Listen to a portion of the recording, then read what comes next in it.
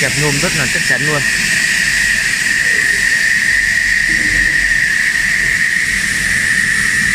Còn đây là vết cắt của máy cắt nhôm hai đầu Factor 450 với cái vết cắt rất là mịn màng, rất là mượt, không bị bao via, không bị móp nhôm, nổ nhôm. Anh em có thể xem là khi mà cắt vào đề C ghép vào còn rất là khít luôn. Xin chào toàn thể anh em trong ngành nhôm kính đã quay trở lại với kênh thế giới máy nhôm giá rẻ nhất của công ty cổ phần xuất nhập khẩu Factor Việt Nam. Và ngày hôm nay đây thì công ty cổ phần xuất nhập khẩu Factor Việt Nam chúng tôi xin giới thiệu cho anh em trong ngành nhôm kính một dòng sản phẩm mới nhất trên thị trường hiện nay và chưa được ra mắt tại trên thị trường. Dòng sản phẩm máy cắt nhôm hai đầu F450 hay còn gọi là Factor 450, đẩy từ dưới lên, phiên bản cắt không văng, không móp nhôm, không nổ nhôm, 100% là không bị ba via anh em nhé. Dòng máy cắt nhôm hai đầu Factor 450 thì gồm hai đầu máy, được thiết kế theo dạng hộp và được lưỡi và motor là ở bên trong hộp máy, với thân bệ máy rất là to và chắc chắn anh em ạ.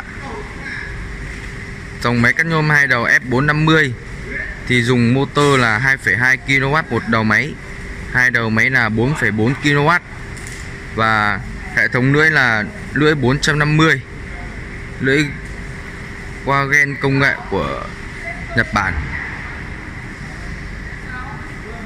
Dòng máy cắt nhôm hai đầu 450 này của chúng tôi thì được sơn hoàn toàn bằng sơn tĩnh điện 100% từ thân bệ máy đến gầm máy, và được sơn bằng màu sơn là xanh ngọc lục bảo.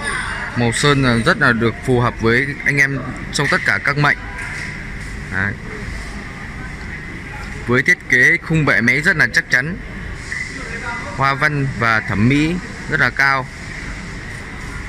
Và ngay sau đây tôi sẽ giới thiệu chi tiết về dòng sản phẩm máy cắt nhôm hai đầu Factor 450 cho anh em được xem. Hai đầu máy rất to luôn anh em ạ. Ở đây là bảng điều khiển để vận hành máy.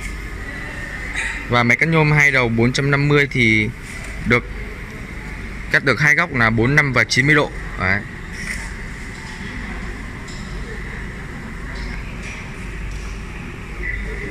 Và hai mặt máy thì đều được có một bệ thép rất là dày, đảm bảo cái độ chắc chắn rất là cao. Hệ thống piston thì một đầu máy thì gồm hai piston, một piston là kẹp ngang và một piston là kẹp từ trên xuống, đảm bảo cái độ chắc chắn và cái độ chính xác rất là cao. Đầu máy số 1 cũng vậy anh em nhé.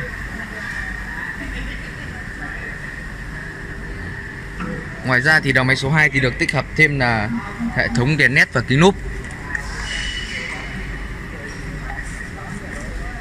Khi mà trời làm về mùa đông hoặc là trời tối thì anh em tăng ca chẳng hạn thì đèn led sẽ giúp anh em là soi sáng. Đấy, nhìn rõ khổ độ nhôm mình cần cắt. Và đầu máy số 2 thì được di chuyển. Đấy. Và ngay trên đầu máy số 2 thì được tích hợp thêm là cái piston hãm hơi. Đấy.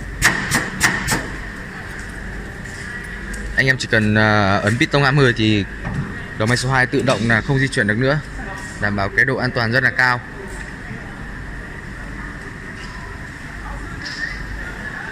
Tiếp theo tôi sẽ giới thiệu về cái phần thiết kế tủ điện của máy cắt nhôm hai đầu Factor 450.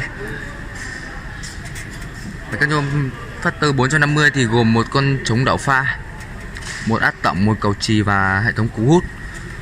Và hệ thống điện cũng được đánh số chi tiết, khi mà anh em có hỏng hóc gì xảy ra thì rất dễ dàng là thay thế. Ở bên dưới đây thì là hệ thống hơi.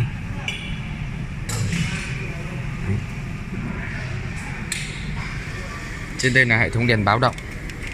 Khi mà vấn đề gì xảy ra thì đèn báo sẽ tự động là báo cho anh em biết. Và tiếp theo là thiết kế đằng sau của máy thì sẽ gồm hai piston. Một piston là chuyển góc này, rất là to luôn anh em ạ.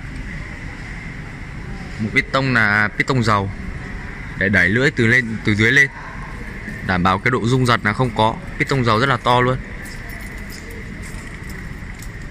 Và hệ thống can đựng dầu cũng là được thiết kế là 2 màng lọc, đảm bảo bụi bẩn và bạt nhôm nó không bay vào,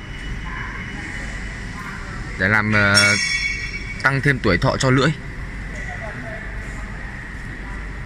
Và đầu máy số 2 cũng được thiết kế như đầu máy số 1.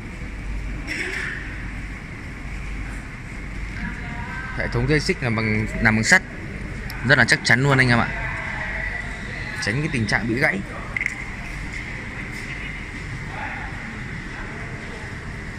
Ngoài ra thì gồm 2 giá đỡ nhôm phụ.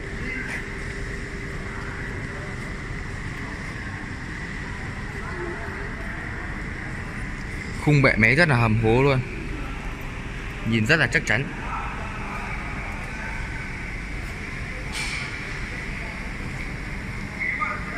Ngay sau đây tôi sẽ cắt thử máy cắt nhôm 2 đầu Factor 450 cho anh em được xem.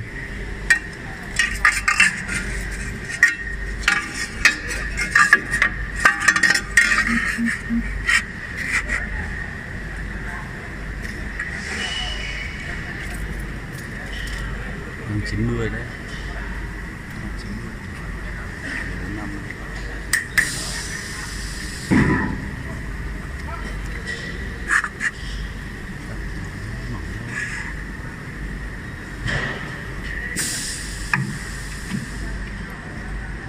Với thiết kế là 2 hệ thống kẹp nhôm thì rất là chắc chắn luôn anh em ạ.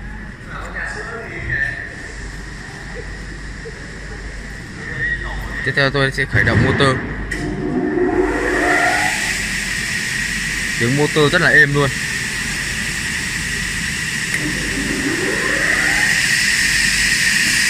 Tôi sẽ ấn cắt.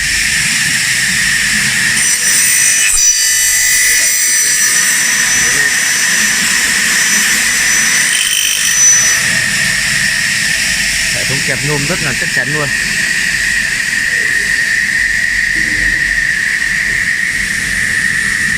Còn đây là vết cắt của máy cắt nhôm 2 đầu Factor 450.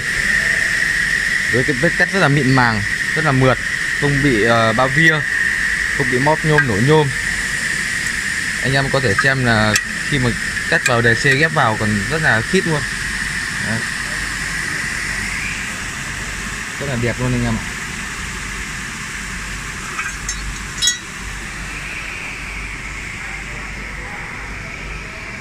Ngoài ra công ty tôi còn cung cấp tất cả các dòng máy cắt nhôm 2 đầu như là 05, 06, 08, 09 và các dòng máy cắt nhôm 2 đầu Factor, Factor 55, Factor 66, Factor 88, Factor 99. Anh em nào có nhu cầu thì liên hệ với số điện thoại ở bên trên màn hình để được tư vấn miễn phí, cùng mua được những cái dòng máy sản xuất cửa nhôm tốt nhất và giá thành hợp lý nhất trên thị trường hiện nay.